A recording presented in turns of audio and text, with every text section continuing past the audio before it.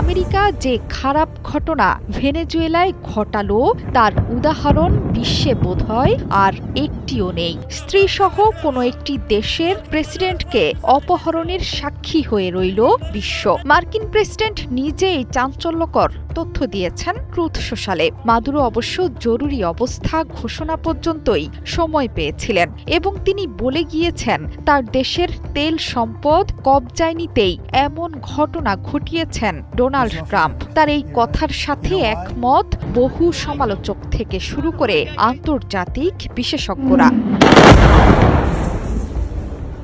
ইরানের সাথেও একই ঘটনা ঘটাতে চেয়েছিলেন মার্কিন প্রেসিডেন্ট ডোনাল্ড ট্রাম্প। ইসরায়েলের সাথে ইরানের যুদ্ধ এবং পরবর্তীতে সেই যুদ্ধে বোমবার নিয়ে যুক্তরাষ্ট্রের অংশগ্রহণে হতবাক হয়ে উঠেছিল পুরো বিশ্ব। এরপরও ইরান দফায় দফায় অভিযোগ তুলেছিল যে আমেরিকা চাইছে দেশের সরকার পতন হোক। এমনকি সম্প্রতি ইরানে যেই বিক্ষোভ হচ্ছে সেই বিক্ষোভের পেছনেও নাকি আছে মার্কিন যুক্তরাষ্ট্রের গোপন চাল। কিন্তু ইরানের মতো দেশের সাথে পেরে উঠছেন না মার্কিন প্রেসিডেন্ট। কিন্তু ভেনেজুয়েলার সাথে ঠিকই হুমকিকে বাস্তবে রূপ দিয়েছেন ট্রাম্প।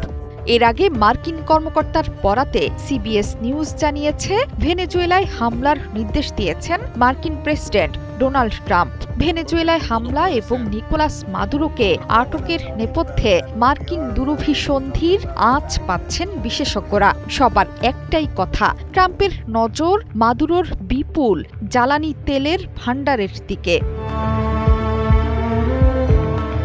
ভেনেজুয়েলার সবচেয়ে মূল্যবান সম্পদ জ্বালানি তেল। সাধারণত মানুষ মনে করে থাকেন যে সবচেয়ে বেশি জ্বালানি তেল আছে মধ্যপ্রাচ্য বা যুক্তরাষ্ট্রের টেক্সাস অঙ্গরাজ্যের মাটির নিচে। আদতে নাকি এই তথ্য ঠিক নয়। মার্কিন জ্বালানি বিষয়ক তথ্য সরবরাহকারী কর্তৃপক্ষের হিসেবে ভেনেজুয়েলার কাছে ৩০৩ বিলিয়ন অপরিশোধিত তেলের ভাণ্ডার আছে, যা ইরাকের চাইতেও বেশি। এটি বিশ্বজুড়ে সংরক্ষিত তেলের ৫ ভাগের ১ ভাগ।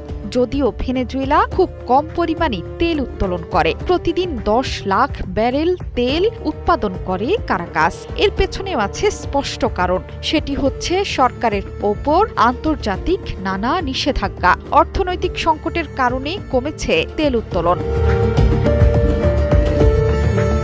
পাশাপাশি আন্তর্জাতিক নিষেধাজ্ঞার কারণে দেশটিতে নেই বিদেশি বিনিয়োগ। ভেনেজুয়েলার তলদেশে ভারী এবং সালফারযুক্ত অপরিশোধিত তেল আছে। সেটি উত্তোলনের জন্য প্রয়োজন বিশেষ যন্ত্রপাতি এবং উচ্চমাত্রার প্রযুক্তিগত সক্ষমতা। এগুলো তুলতে পারে একমাত্র আন্তর্জাতিক বিভিন্ন তেল কোম্পানি। কিন্তু দেশটিতে ব্যবসায়ের ওপর আছে নিষেধাজ্ঞা। মনে করা হচ্ছে মাদক পাচার বন্ধের নামে আসলে ভেনেজুয়েলার শক্তিশালী তেল ভাণ্ডারকে নিজের কবজায় নিতে চাইছেন মার্কিন president Donald Trump. Zohra Chowdhury সেতু, একাত্তর।